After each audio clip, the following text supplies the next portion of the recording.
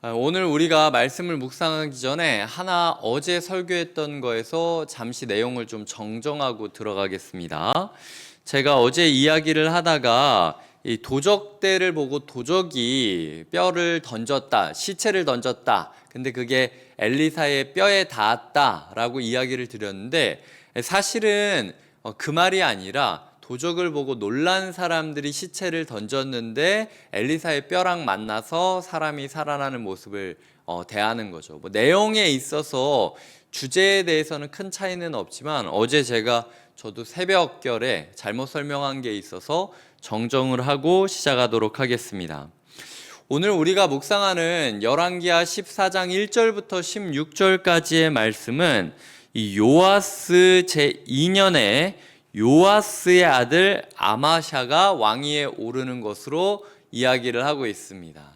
오늘 말씀이 굉장히 까다로운 이유는요, 몇 가지가 있는데 일단 동명이인이 등장한다라는 겁니다. 요아스와 요아스의 아들 아마샤라고 설명을 하니까 너무 헷갈리는 거예요. 그래서 오늘 보면 사람 이름 설명할 때 이 썰이 깁니다. 8절에 보면 예후의 손자 여호아스의 아들 이스라엘의 왕 요아스, 13절에 보면은 아하시아의 손자 요아스의 아들 유다 왕 아마샤, 이런 식으로 사람 소개하는 게 꽤 길어요. 그래서 좀 헷갈릴 수 있고, 또한 아마샤라는 사람의 통치를 생각해 볼 때 이 전반부에 보면은 나름 잘 살거든요. 왜냐면은 비록 아버지 요아스가 행한 대로 다 했지만 산당들을 제거하지 않았기 때문에 어려웠다라고 하면서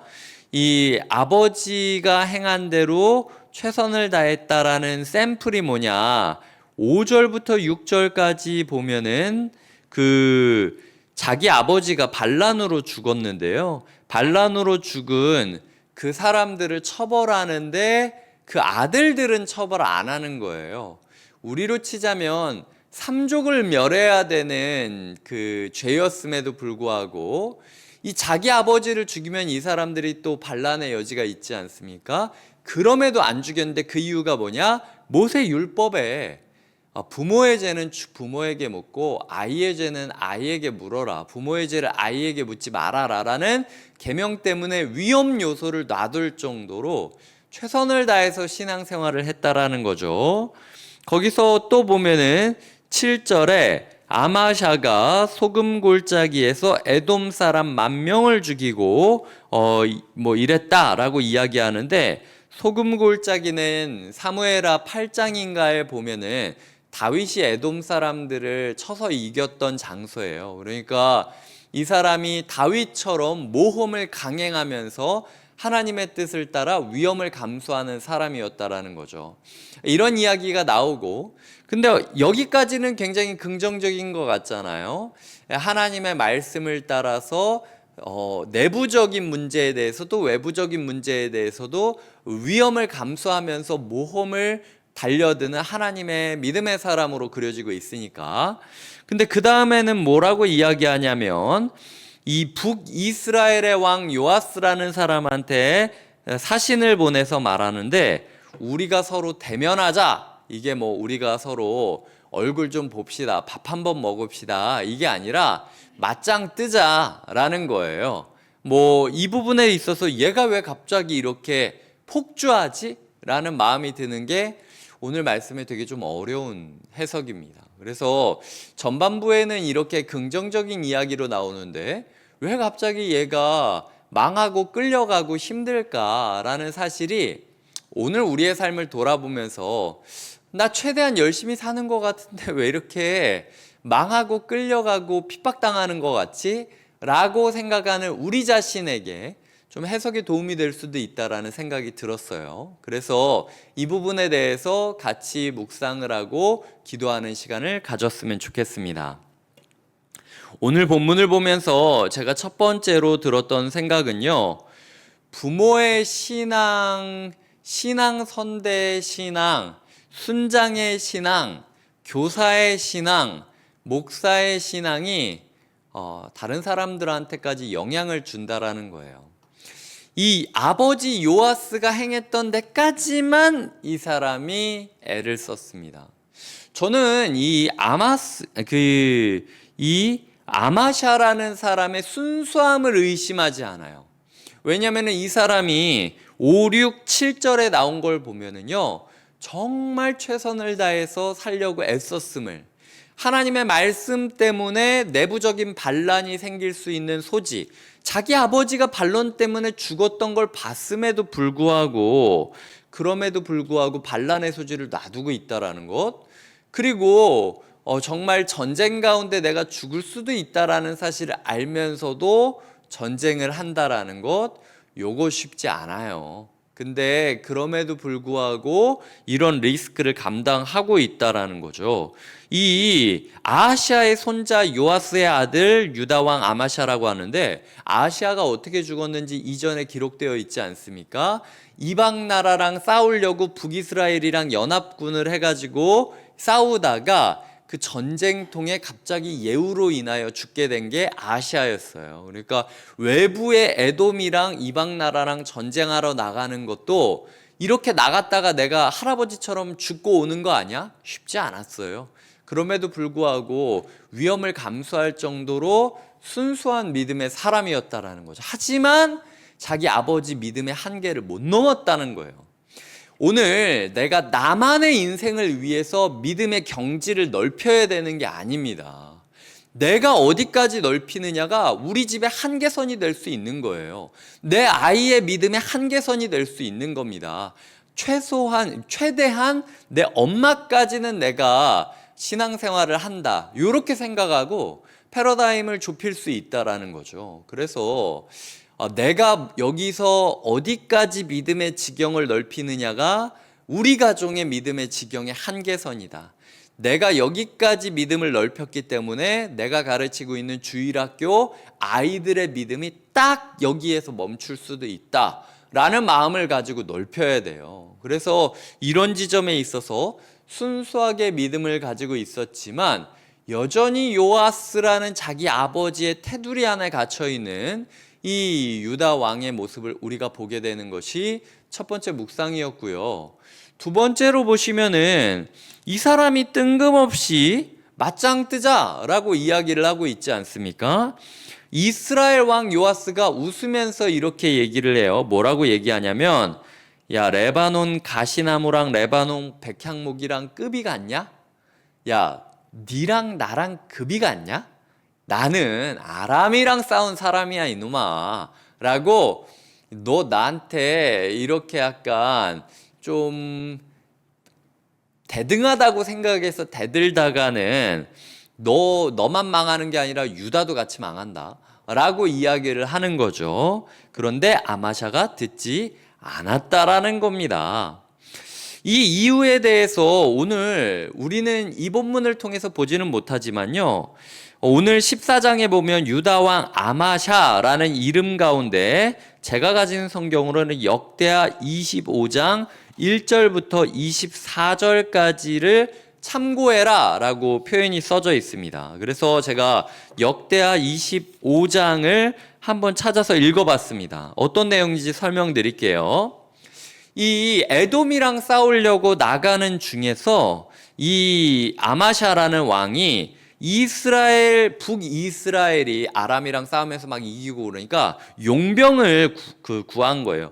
10만 명의 용병을 고용하여서 은 100달란트, 이게 뭐 45톤인가 뭐 하여튼 은 100달란트라는 거금을 들여서 용병을 불렀는데, 갑자기 어떤 하나님의 사람이 아마샤한테 찾아와서 능력은 병력으로 나오는 게 아니라 하나님으로부터 나온다, 용병 돌려보내라 라고 이야기를 하는 거예요. 그래서 아니, 용병 돌려보내면 계약금 다 줬는데 이거 손해는 어떻게 합니까? 라고 하니까 전쟁 지고 싶냐, 돌려보내라 라고 해서 계약금을 잃어버리고 다 돌려보내요.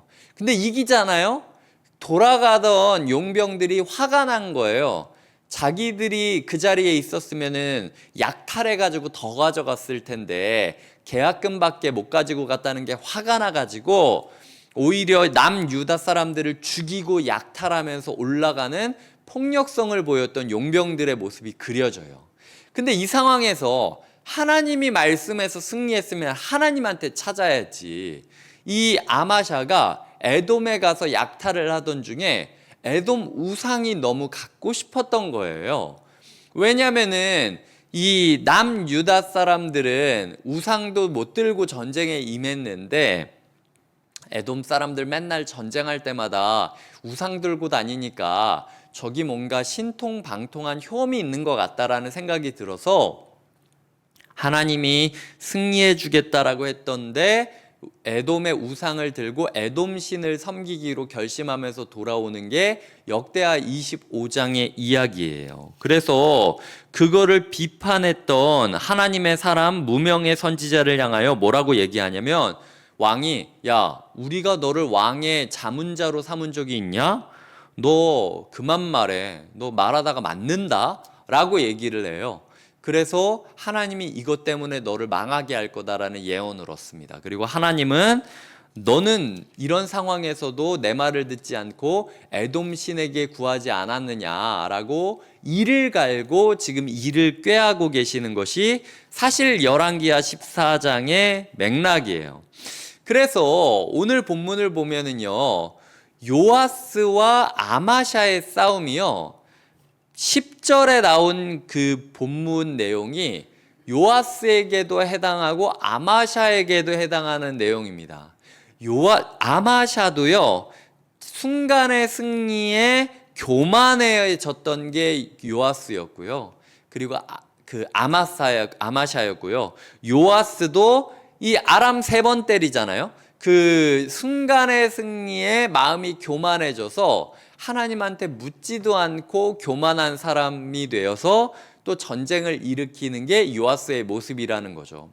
아마샤가 지금 급을 알지 못하고 대들었던 것도 문제지만 요아스 입장에서 쳐들어갔을 때 왜 성전 모퉁이 400규빗을 헐고 성전과 곳간에 있는 금은과 모든 기명을 탈취합니까?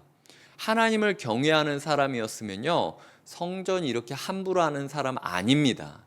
이 요아스의 마음도 이미 교만해진 거예요.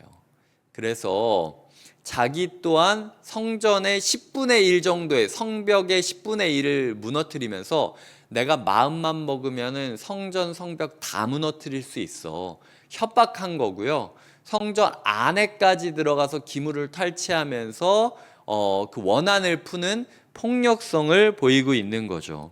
이 요아스 또한 아까 소개할 때 예후의 손자 여호아스의 아들 이스라엘의 왕 요아스라고 이야기하지 않습니까? 제가 보기에는 이 사람 또한 자기 할아버지의 폭력성과 무대뽀 정신을 그대로 물려받은 사람이에요. 이래서 가풍이 중요한 겁니다. 이런 부분에 있어서 우리가 기억해야 될 이 본문의 포커스는요, 말씀 안에서 애쓰던 사람이 왜 이렇게 갑자기 몰락하느냐가 아니라요, 유다 왕과 이스라엘 왕은 교만한 왕과 교만해지고 있는 왕 사이의 전쟁이었던 거예요. 이런 부분에 있어서 우리의 삶 가운데 교만의 문제가 얼마나 위험한지를 기억해야 된다라는 거죠. 말씀을 맺겠습니다. 내가 그은 테두리가 내 천국 여정에만 영향을 미치는 게 아니에요. 우리의 가정과 우리의 직장과 우리의 교회 아이들과 우리의 미래가 걸려있는 문제라는 겁니다. 사명감을 가지고 믿음의 지경을 넓혀야만 됩니다. 두 번째로, 이 시대 가운데 의인이 핍박당하는 듯한 모습이 보여도 사실은 교만한 자와 교만해지고 있는 자의 싸움들일 수 있다라는 거죠. 그래서 교만의 문제를 우리가 굉장히 중요하게 생각해야 됩니다.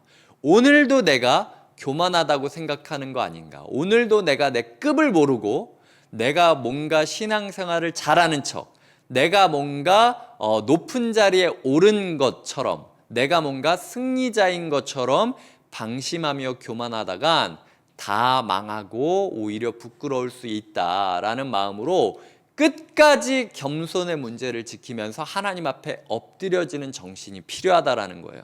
어쩌면 이 기도의 자리에 나왔다라는 것 자체가 겸손의 증거입니다. 하나님이 아니면 오늘 하루 안 된다라는 고백을 하기 때문에 이 자리에 나온 것이죠. 우리의 삶이 이 겸손의 태도를 가지고 오늘 하루를 매듭질 때까지 이어질 수 있도록 기도하시며 오늘 하루 주의하시며 겸손을 지켜가시는 하루 되시길 주님의 이름으로 기도드립니다. 함께 기도하시겠습니다.